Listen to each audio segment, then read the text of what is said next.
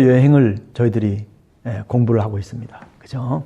그래서 1차 선교 여행을 이미 우리가 13장에서부터 15장까지 1차 선교 여행의 어떤 장이라고 생각한다면 이제 16장에서부터 18장까지는 2차 선교 여행에 해당된다. 그렇게 볼 수 있습니다. 그래서 여러분들이 갖고 있는 밴드를 이렇게 참고해 보시면 대체적으로 그 지도가 이렇게 나와 있어요. 그래서 어떻게 이 사도 바울과 사도 바울의 일행이 2차 선교 여행을 했나라고 하는 것을 금방 알 수가 있습니다. 자, 일단 거기 보면은 이렇게 그죠? 이렇게 돼서 이렇게 돼 가지고 지도가 이렇게 돼 있어요. 그래서 여기서 이렇게 되고 이렇게 뭐 이런 식으로 이렇게 돼 있는 거죠. 뭐 이렇게 돼 있는데, 자, 여하튼 중요한 거는 뭐냐면은, 자, 이렇게 다시 한번 해보면 이렇게 돼가지고 요로 이렇게 나와가지고 이렇게 터키 지방에서 그래서 이렇게 해서 다시 그리스 지방으로 이렇게 쭉 돼 있는 거죠. 이런 식으로 이렇게 쭉 돼 있죠. 그래서 어떻게 되냐면 여기가 예루살렘이 이쪽이에요. 예루살렘이 여기라면 그러면 안디옥이 이쪽이거든요. 안디옥, 그죠? 안디옥, 이게 수리아죠. 수리아 안디옥, 소위 안디옥 교회가 있는 그쪽이죠. 그래서 조금 올라가면 뭐가 있냐면 다소가 있어요. 다소는 누구의 고향이죠? 다소는 바울의 고향, 그죠? 바울의 고향이에요, 다소. 그래서 이 다소는 어디에 말하자면 수도냐면 거기 우리가 그 지도를 보시면 길리기아 지방의 수도가 다소예요. 그리고 그 다음에 어디로 가냐면 더베로 올라가죠, 그죠?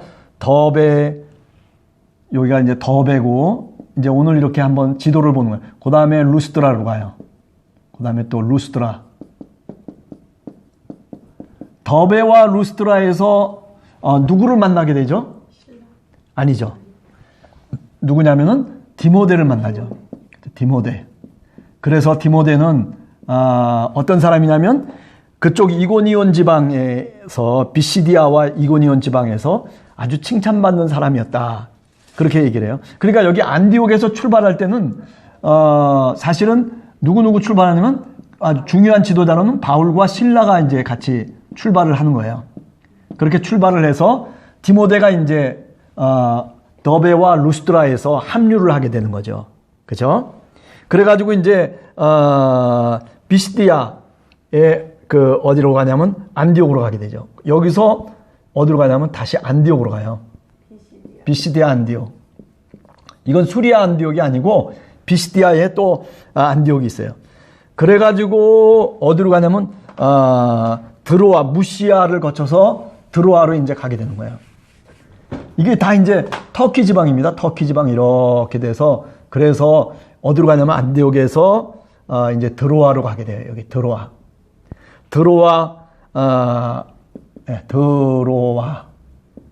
여기가 이제 어떤 지방이냐면 무시아 지방이에요.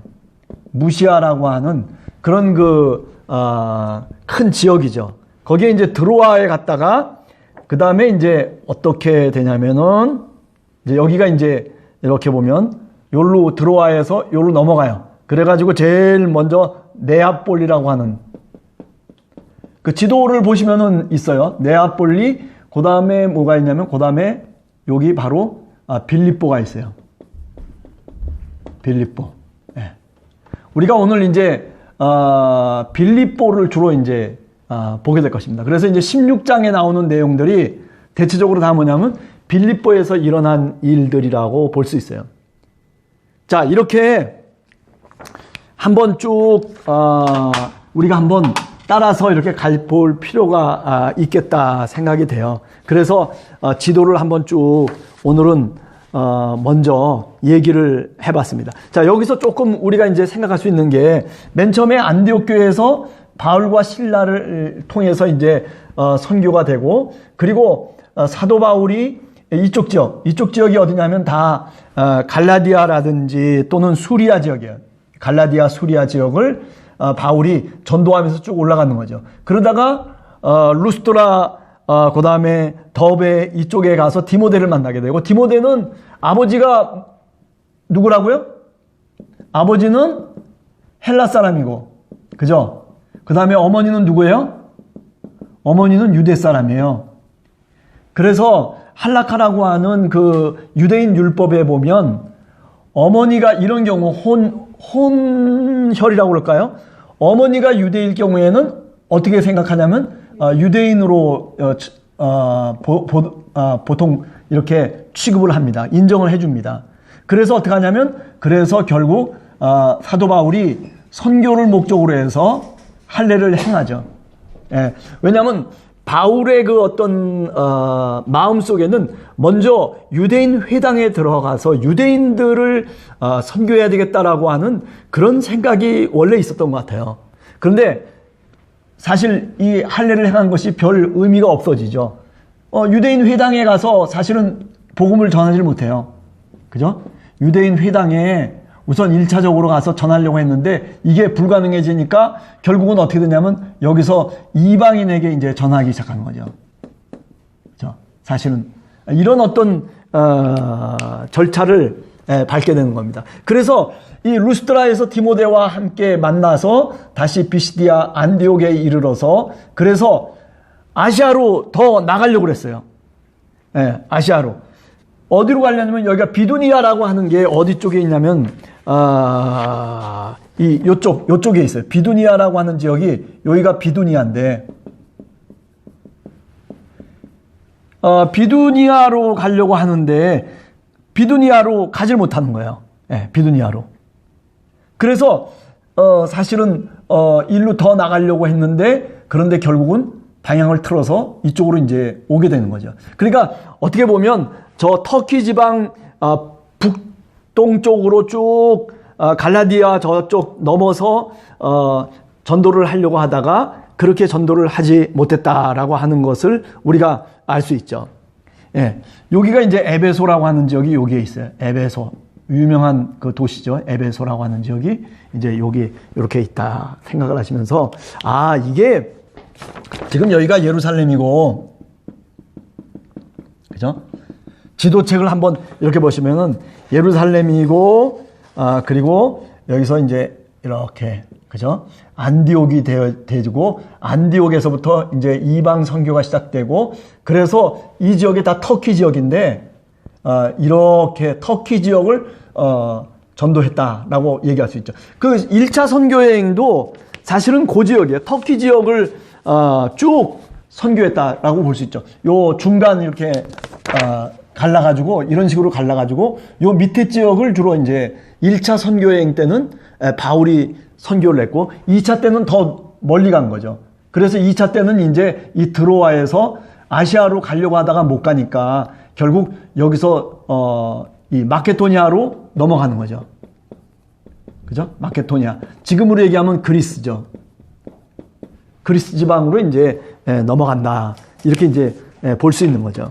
그래서 여러분들이 한번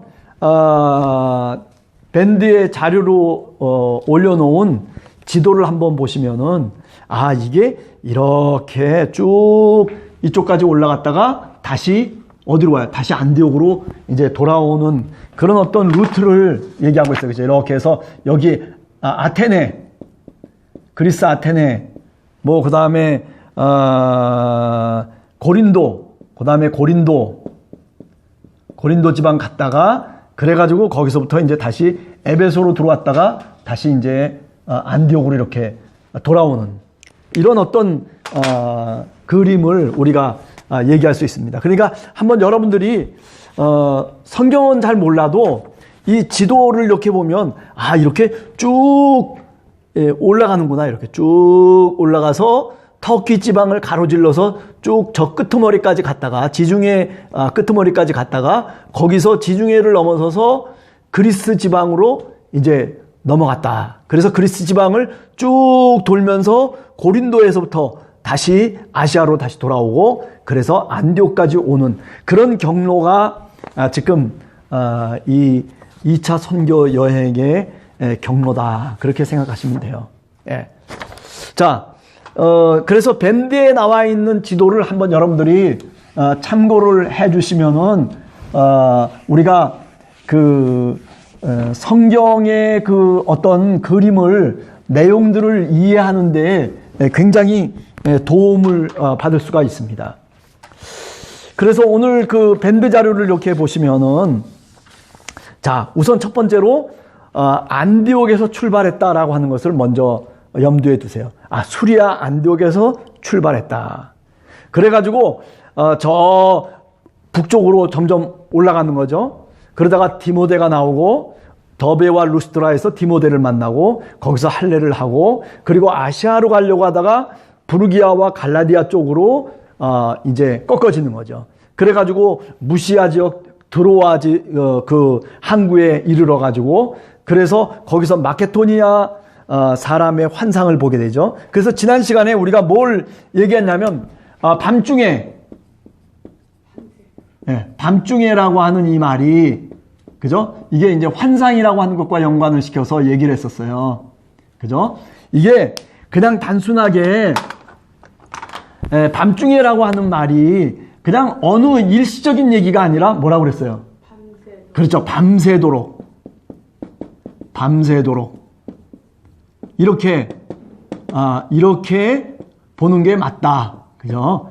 밤중에 어느 한 시각에 어느 밤 한 시간에 환상을 본 게 아니라 계속 밤새도록 환상에 시달린 거예요. 그렇죠? 그래서 어떻게 됐다고요? 이것은 하나님이 진짜 마케도니아로 건너가라는 뜻이구나. 여기 하나님의 뜻이 있구나를 사도 바울이 거부할 수가 없는 그런 신앙의 경험으로 사실은 와닿게 된 거죠. 그래서 사도 바울이 드로아에서 당연히 저 그리스 지역으로 지중해를 넘어서서 그리스 지역으로 빌립보 지역으로 가게 됐다. 이렇게 이제 우리가 지난번에 얘기를 했었습니다. 그러니까 환상이라고 하는 것이 단순하게 무슨 잠깐 동안 뭐 이렇게 그림처럼 눈에 이렇게 아른거리다가 그냥 사라진 것이 아니고 밤새도록 끊임없이 계속 그것을 환상이라고 얘기했다 하는 것을 우리가 좀 생각을 지난 시간에 한번 해봤습니다. 그래서 요 근래에도 뭐 신은사주의다 무슨 뭐 여러 가지 뭐 은사를 얘기하는 사람들이 환상을 얘기하거든요. 그런데 그 사람들이 얘기하는 환상은 일시적인 환상을 얘기해요. 그거는 여기 지금 사도 바울이 봤던 환상과는 다른 겁니다. 그러니까 우리가 이런 것들을 조금 더 구체적으로 알았으면 좋겠다 생각이 돼요. 자, 그리고 그 다음에 이제 빌립보에 대해서 얘기를 한번 해보겠습니다. 우리가 성경 말씀을 이렇게 읽어보면 오늘 16장에서 보면 빌립보라고 하는 지역이 나와요. 12절에 보면 그죠? 16장 12절에 보면 빌립보에 가 있는데 이 빌립보는 뭐라고 그랬어요? 어떻게 설명을 하고 있어요? 그렇죠? 마케도니아 지방의 첫 성이다. 첫 번째 성이다. 여기는 그리고 뭐예요? 첫 번째는 그렇고 그 다음에 뭐의 식민지다? 그렇죠. 로마의 식민지다.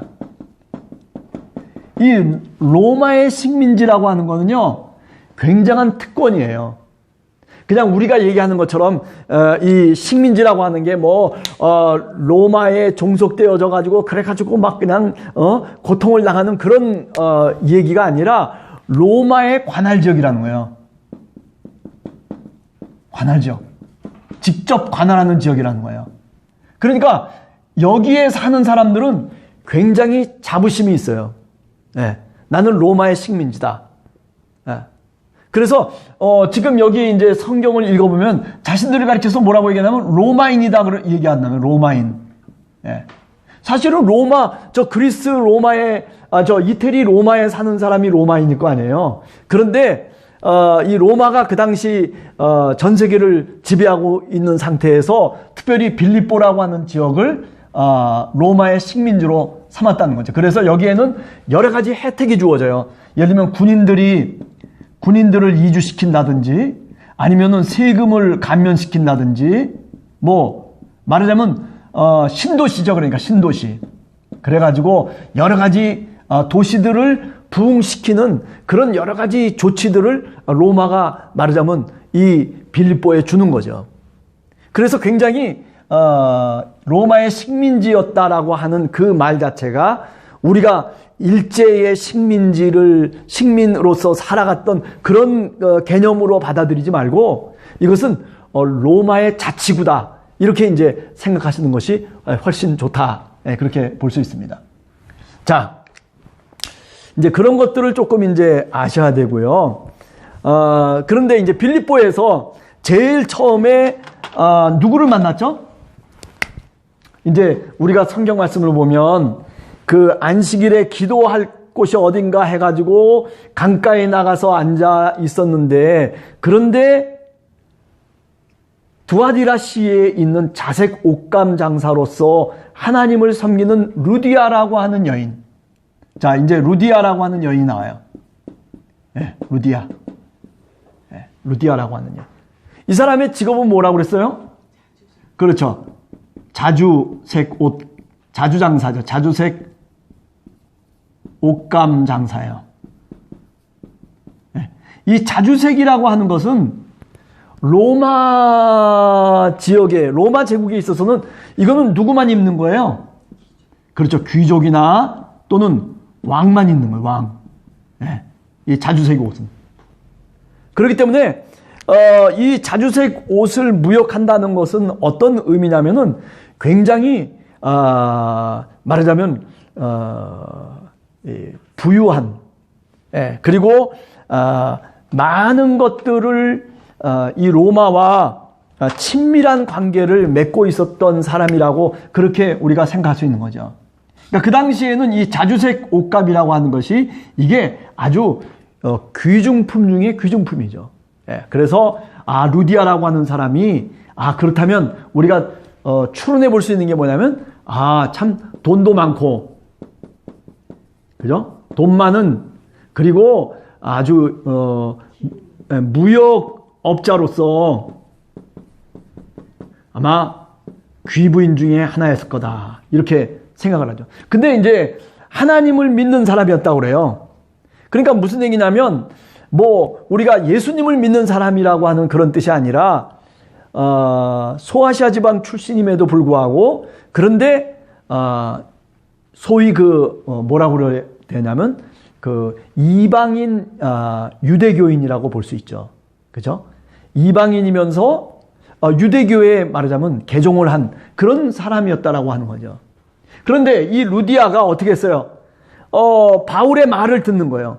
한 여자가 말을 듣고 14절에 보면 있을 때 주께서 그 마음을 열어 바울의 말을 따르게 하신지라. 저는 이게 굉장히 중요하다고 생각해요.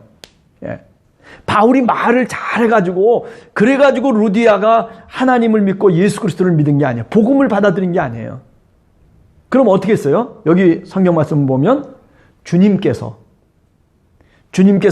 이 여인의 마음을 여셨다는 거예요. 그래서 바울이 얘기하는 것을 듣고 그리고 따르게 됐다. 저는 이게 굉장히 중요한 말하자면 신앙의 과정이라고 생각해요. 우리가 전도를 한다고 해서 말 잘하고 우리가 그냥 가진 지혜를 짜가지고 그래가지고 설득을 해서 그래서 기독교인으로 만드느냐 그게 아니라는 거죠. 주님의 영이 그 사람의 마음을 여셔야 돼요. 그래서 그가 정말 주는 그리스도시요 살아계신 하나님의 아들이십니다라고 하는 그런 복음을 그런 신앙을 갖게 되는 거죠. 그러니까 루디아라고 하는 한 여인 어찌 보면 사실 지금까지 유대교 속에서 신앙생활을 했던 사람이죠. 그런데 복음을 듣고 난 다음에 이 여인이 깨닫고 이제 바울을 따르기 시작하는 거죠. 그래서 이 루디아가 바로 바울의 후견인 역할을 하게 되겠죠. 그죠? 후견인. 그래서 이 많은 재물을 갖고 어떻게 해요? 이제는 루디아가 자신만을 위해서 살아가던 삶에서 벗어나서 이제는 누구를 위해서 살아가기 시작하는 거예요? 이제는 그리스도 예수. 그죠? 예수 그리스도를 위해서 이제 하나님이 이 루디아에게 어쩌면 지금 성경에는 나와 있지 않을지 모르지만은 하나님이 기회를 베푸시고 그리고 은혜를 베푸신 것이다. 이렇게 우리가 생각해 볼 수 있는 거죠. 사람이 그래요. 돈을 많이 벌어가지고 자기를 위해서만 살아간다는 것은 참 어떻게 보면 그 인생이 불쌍한 거예요. 예. 정말 좋은 인생이라고 하는 것은 하나님이 보실 때 값진 삶이라고 하는 것은 뭐냐면 내가 돈이 많으면 그 돈을 많이 번 그것을 갖고 다른 사람을 위해서 사용할 줄 알아야 돼요. 지식이 많아도 마찬가지예요. 박사학위가 뭐 몇 개 있으면 무슨 소용이 있어요. 그죠? 예. 그걸 갖고 다른 사람을 위해서 사용할 줄 알아야 된단 말이에요. 내가 건강해요. 내가 이 건강을 갖고 내가 내 마음대로 사용하면 뭐 누가 뭐라고 그래요? 누가 뭐랄 사람 아무도 없어요. 그렇지만은 하나님이 정말 아름답고 그리고 정말 귀하게 보는 사람들은 어떤 사람이냐면 그 건강을 갖고 그래도 기도하고 하나님의 말씀을 읽고 그리고 묵상하고 그래서 그 건강을 갖고 다른 사람을 또 돌보아줄 줄 알고 이런 남을 위해서 또는 하나님을 위해서 사용할 줄 알아야지 그게 뭐예요? 그게 정말 값진 인생이에요. 그래서 우리가 예수님도 그런 얘기를 했잖아요. 너희들이 보화를 땅에다가 쌓아두지 말아라는 거예요. 어디다가? 저 보이지 않는 하늘에다가 보화를 쌓아라. 우리가 마태복음을 읽어보면 그 산상수훈 가운데 주님이 그런 말씀을 하시잖아요. 여러분 그렇습니다. 이 루디아라고 하는 한 여인이 하나님으로부터 그런 엄청난 기회를 얻게 된 거예요. 이게 하나님의 은혜라고 생각해요. 예. 그래서 아마 성경에는 그렇게 자세히 나와 있지 않지만은 그러나 사도 바울이 선교를 하면서 그야말로 여러 가지 이 필요한 것들을 뒤에서 정말 적극적으로 후원했던 그 사람이 바로 이 루디아라고 얘기할 수 있죠.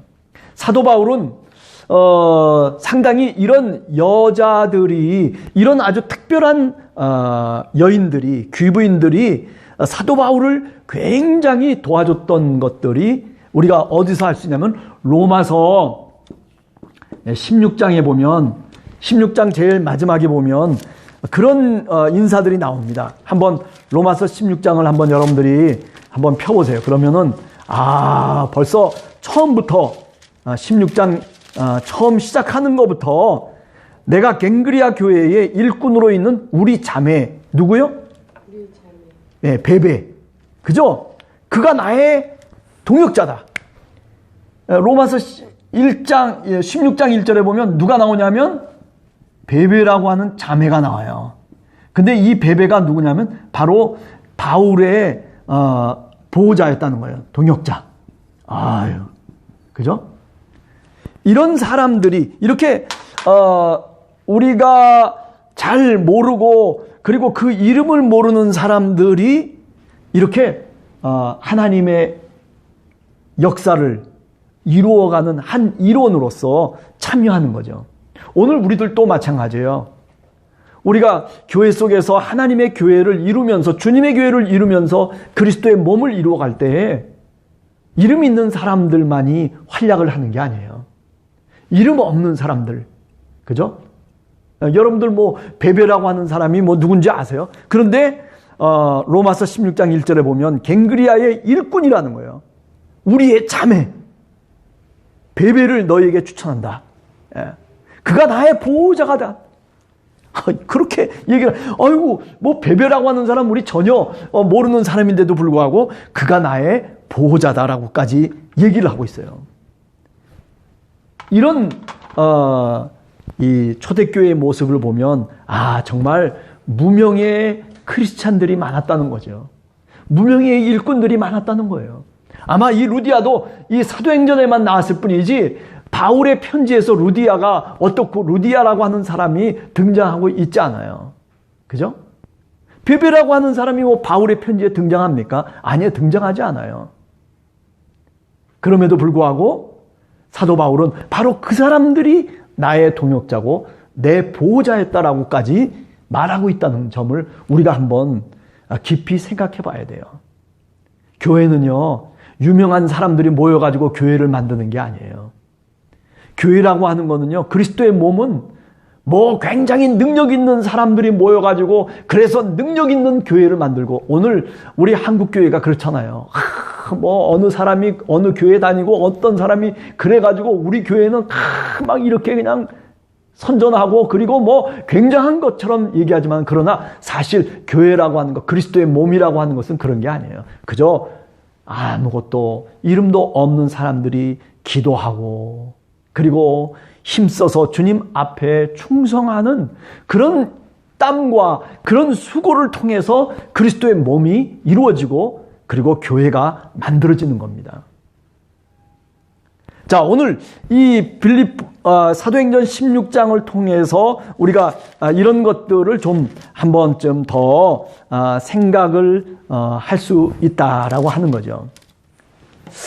자, 그 다음에 그러면 어떻게 됐느냐? 이 루디아가 이제 마음이 열려져서, 그래서 그가 그리스도를 영접하고 그리고 복음을 믿는 사람이 됐어요. 그러면 그 다음에 믿고 끝나는 거냐? 아니에요. 성경 말씀을 보면 어떻게 얘기하고 있어요? 이 여자가 그냥 자기 혼자 믿는 거로만 끝난 것이 아니라 어떻게 해요? 그렇죠. 바로 그거예요. 예? 나 혼자만 믿는 거로 끝나는 게 아니고 여기에 뭐가 필요해? 플러스 온 집안.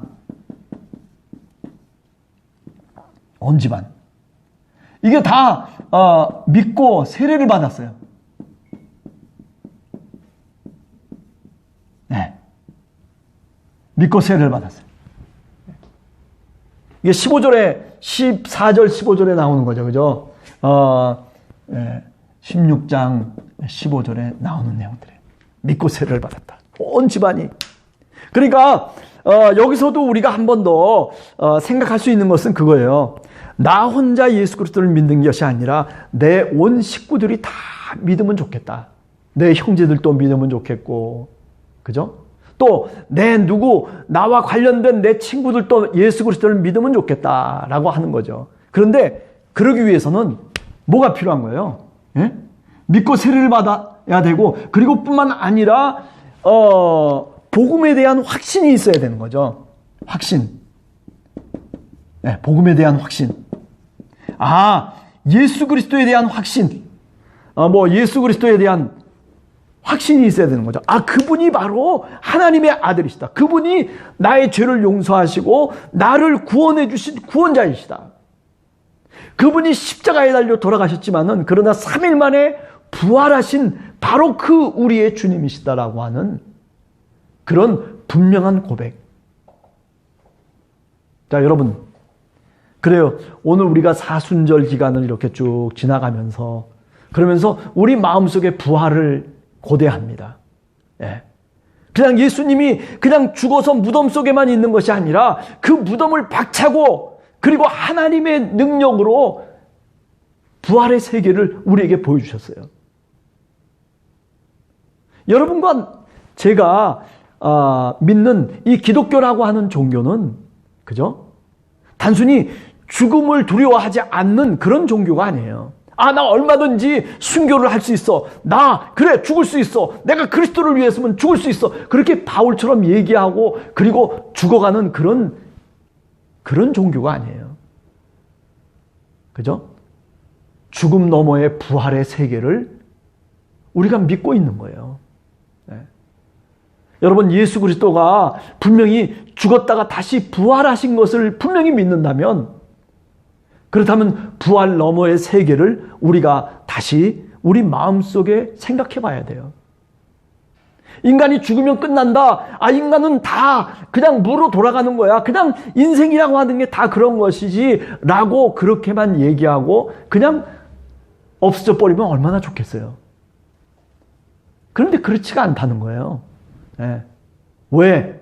우리가 분명히 예수 그리스도가 죽으셨다가 부활하셨다라고 하는 것을 분명히 역사적 사실로 우리가 믿기 때문에 그 부활 너머에 영원한 세계가 있는 것을 오늘 우리가 얼마든지 말할 수 있는 거예요.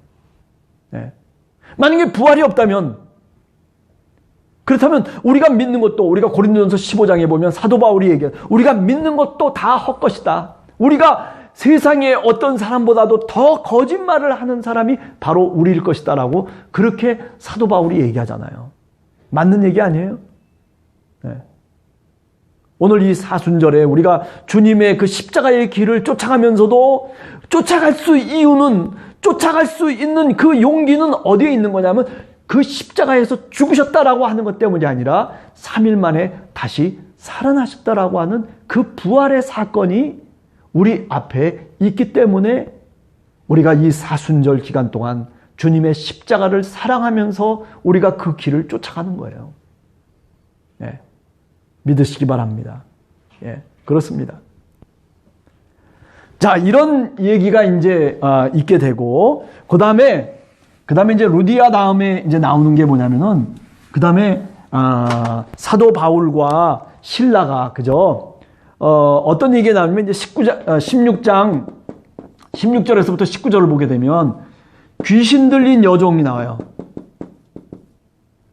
귀신 들린 여종, 그죠? 여종이 있었어요. 주인이 있겠죠. 그러니까 주인. 그런데 이 귀신 들린 여종을 통해서 이 주인이라고 하는 작자가 말하자면 많은 이득을 취하는 거예요. 뭐 예를 들면 무당이라고 얘기할 수 있죠. 지금으로 얘기하면 뭐 무당 비슷한 거죠. 네? 무당. 점 보는 사람. 점 치는.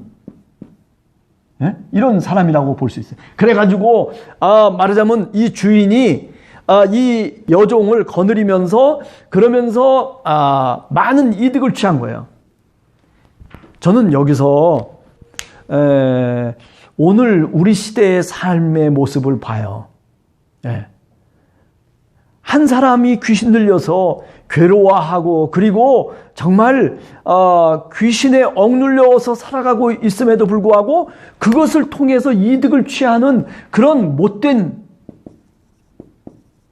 인간들이 있다는 거예요. 예? 그런 못된 인간들. 예. 이 사탄이라고 얘기할 수 있죠. 예?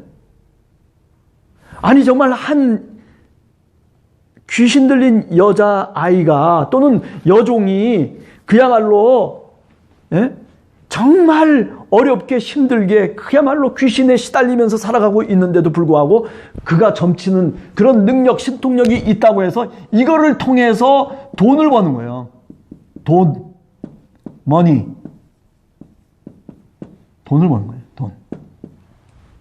인간이라고 하는 게 참 묘한 거예요. 그죠?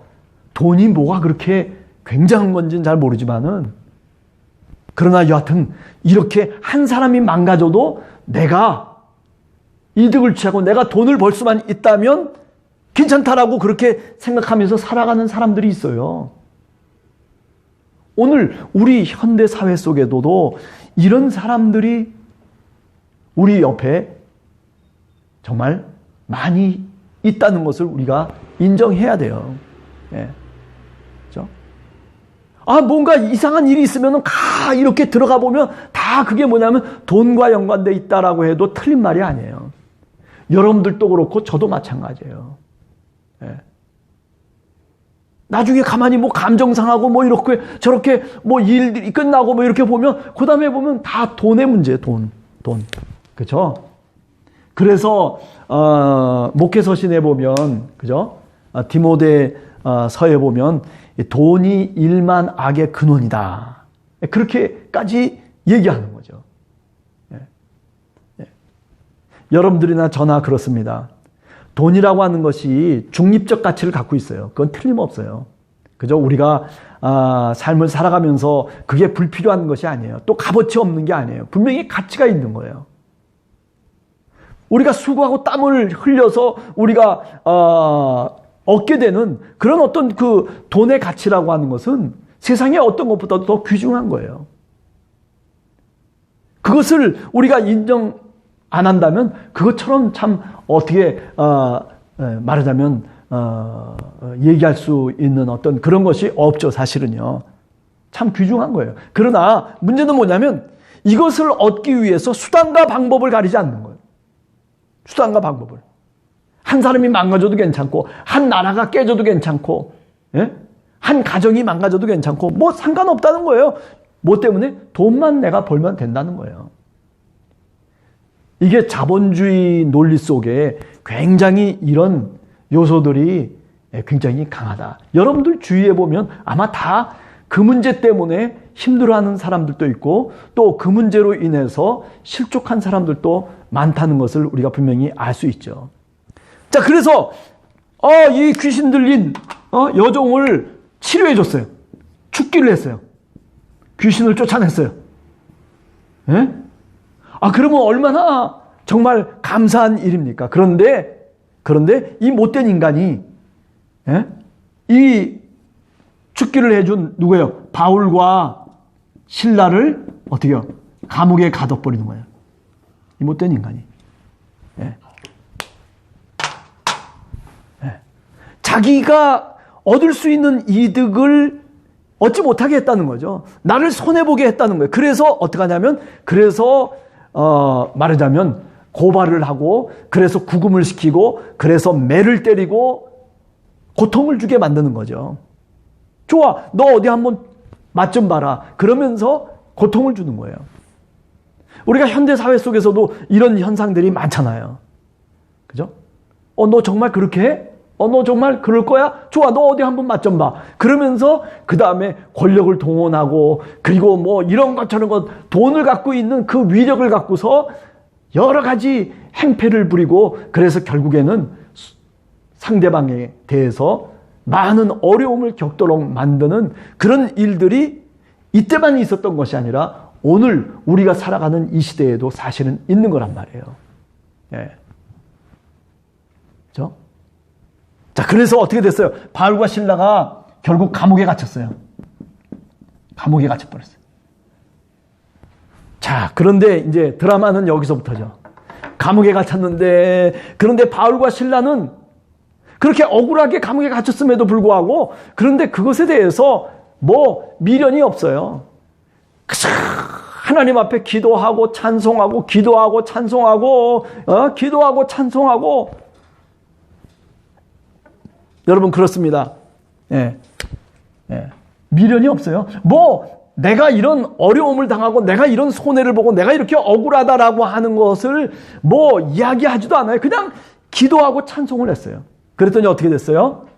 그랬더니 큰 지진이 나면서 옥문이 열린 거예요. 예, 옥문이 열렸더라. 그죠? 옥문이 열렸어요. 야, 기적이 일어난 거죠, 사실은요. 여러분, 기적이라고 하는 거는요, 그냥 내가 아무것도 안 하고 있다가 다 기적이 일어나면 그게 값어치가 사실은 없어요. 예? 그러면 그게 공짜로 얻은 것처럼 생각해요. 하나님이 은혜를 주셨는데도 불구하고 그게 그냥 아무런 당연히 그런 것처럼 그렇게 생각해요. 그런데 오늘 이 바울과 실라는 그렇게 해서 얻어진 기적이 아니에요. 그죠? 무고하게 감옥에 갇히고 매에 맞고 그러면서도 어떻게 했어요? 그것을 다른 사람에게다가 풀지 아니하고 오히려 기도하고 찬송하고 기도하고 찬송하고 얼마나 하나님께 기도했겠어요. 하나님의 뜻이 저 마케도니아 저쪽에서부터 여기까지 우리가 넘어오기까지 하나님이 이렇게 계시를 주시고 환상을 주시고 그래서 이제 선교의 문이 열려지려고 하는데 루디아의 집안도 새롭게 되고 그런데 이게 어떻게 된 일이냐? 하나님을 향해서 어쩌면은 원망도 할 수 있고 어쩌면 물어볼 수도 있는 거죠. 그런데 그게 아니에요. 그게 아니고 믿음을 갖고 기도하고 믿음으로 찬송한 거예요. 옥문이 열렸습니다. 옥문이 열렸어요. 네. 이런 기적은 값어치 있는 기적이에요. 네. 그냥 하늘에서 공짜로 딱 떨어지는 그 기적은요, 그거는 인간들이 그잖아요. 오병이어의 기적 아무리 행해봐야 어땠어요? 그 수많은 사람들이 예수가 주신 그 표적을 제대로 이해하지 못하고 심지어는 옆에 제자들, 12제자들도 이해하려고 하질 않았어요. 그냥 공짜로 얻어지는 것처럼 생각하는 거예요. 하늘로부터 야, 저 사람 대단하구나 뭐 이런 식으로 얘기하고 그냥 끝나버렸단 말이에요. 예, 힘들고 그리고 못된 놈들이 매를 치기도 하고 감옥에 갇히기도 하고 여러 가지 어려운 일들이 있었지만은 그러나 하나님이 이 일을 이끌어 가신다라고 하는 분명한 증거를 보이신 거죠. 그러니 어때요? 그러니 힘이 나죠. 예, 이런 일이 있고 난 다음에 어떻게 해요? 더 힘써. 그죠? 더 힘을 쓰는 거예요. 예. 아, 하나님이 정말 나와 함께 하시는구나. 하나님이 정말 우리와 함께 하시는구나. 예. 그죠? 하나님이 함께 하시는구나. 예. 자, 여하튼, 그래가지고, 이제 시간이 많이 됐습니다만은, 간수가, 이 죄인들이 옥문이 열리고 다 도망간 줄 생각하고 자결을 하려고 하잖아요. 옛날 로마의 감옥의 간수가 죄인들이 다 도망갔으니 누구 책임이에요? 자기 책임 아니에요. 그러니까 이 책임을 지기 위해서 자결을 하려고 하는데 근데 바울과 실라가 말리는 거예요. 설득을 하는 거예요. no! 아니라는 거죠. 우리가 여기 있다는 거예요. 야, 우리가 I am. 내가 여기 있다. 영어로 here I am. 내가 여기 있다. 도망가지 않는다. 우리가 큰 지진이 일어나고 그리고 엄청난 일들이 벌어졌음에도 불구하고 나 죄가 없다는 거죠. 결국은 이 이야기는 뭐냐면 나 떳떳하게 나 지진이 나서 옥문이 열려지고 하나님의 기적이 일어났으면 우리는 아마 야 도망가자 하고 그냥 막 도망갔을 거예요. 야 빨리빨리 야야야야 빨리빨리 짐 싸가지고 빨리 도망가. 그래가지고 빨리 도망갔을 텐데 그런데 here I am 아니에요. 나는 떳떳해요. 예? 큰 지진에 이런 기적이 일어났음에도 불구하고 그런데 그것을 하나님이 도망가라는 신호로 받질 않은 거예요. 예? 피해버리라는 신호로 받은 게 아니에요. 이 큰 지진이 오히려 이 간수가 죽으려고 하는데 쫓아가서 죽지 말으라고. 우리가 여기 있다고. 예. 이게 우리들하고 다른 점이에요. 신앙인이라면 이렇게 행동하는 거예요. 예?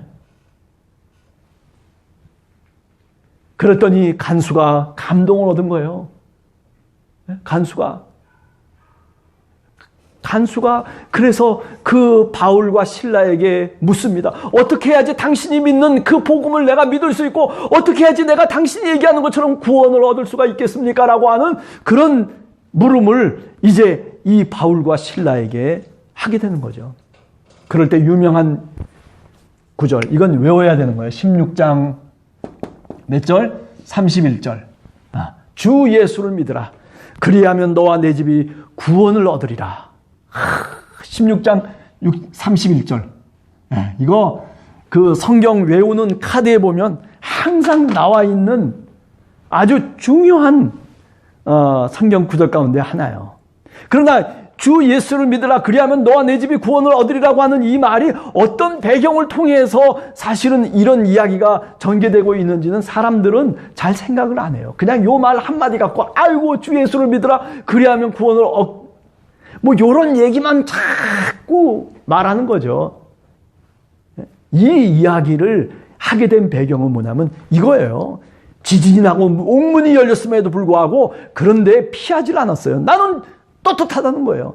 살아가면서 내가 죄짓지 않고 내가 정말 그리스도의 복음을 위해서 내가 살아감에 있어서 그래서 간수를 오히려 죽으려고 하는 간수를 오히려 살려내는 그런 일들이 하나님의 은혜가 임하고 하나님의 기적이 임했음에도 불구하고 그런데 그것을 자기의 유익을 위해서 사용하지 않는 거예요.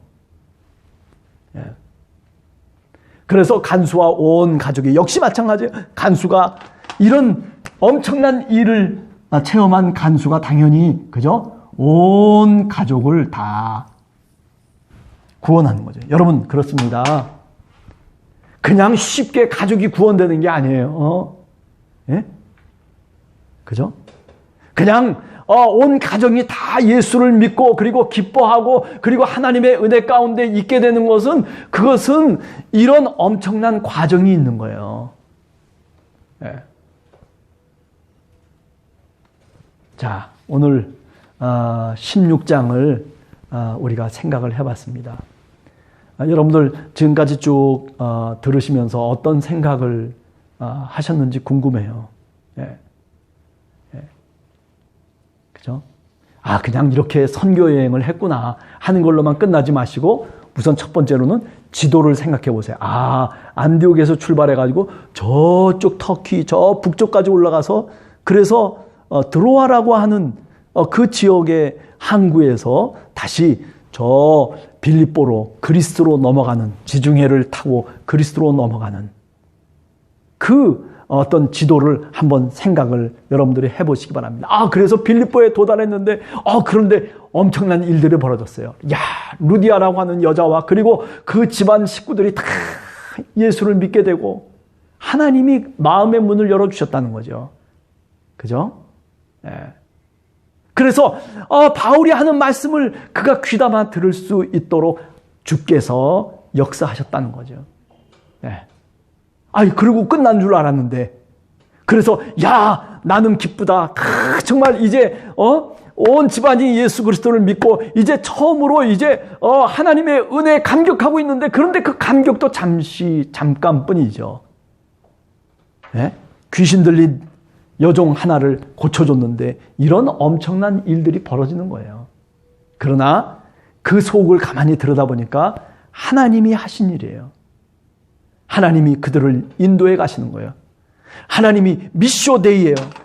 하나님의 선교예요. 하나님의 선교. 우리가 전도하는 게 아니라 바울이 전도한 게 아니라 실라가 전도한 게 아니라 미쇼데이. 이건 뭐냐면 하나님의 선교예요. 하나님이 하시는 게 하나님. 예. 우리가 한 것은 없어요. 오늘 우리 교회도 마찬가지고 그래요? 하나님이 하시는 일이에요. 교회가 이렇게 커졌어요. 하나님이 하시는 일이에요. 누가 뭘 잘해가지고 누가 어떻게 대단한 사람이 돼가지고 그래가지고 된 것이 아니라 하나님이 하시는 일. 이것이 앞서지 않으면 다 어떻게 해요? 하나님의 영광을 내 것으로 가로채버리고 마는 거죠. 예. 그죠?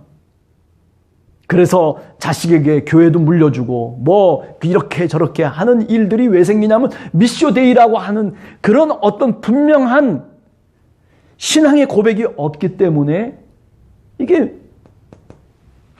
자기가 능력이 있어서 그렇게 한 것처럼 내가 이렇게 돈을 많이 벌어가지고 내 거 이런 사업체를 이루고 그러니 이게 내 거지. 그래서 당연히 내가 물려줘야지. 이런 식의 사고방식, 이 신앙, 이 교회를 이루는 사람들의 사고방식이 미쇼데이가 아니기 때문에 사실은 옛날 유럽의 식민지 다 기독교가 들어가가지고 식민지 만든 게 다 뭐냐 미쇼데이가 아니고 이거를 인정하지 않았기 때문에 사실은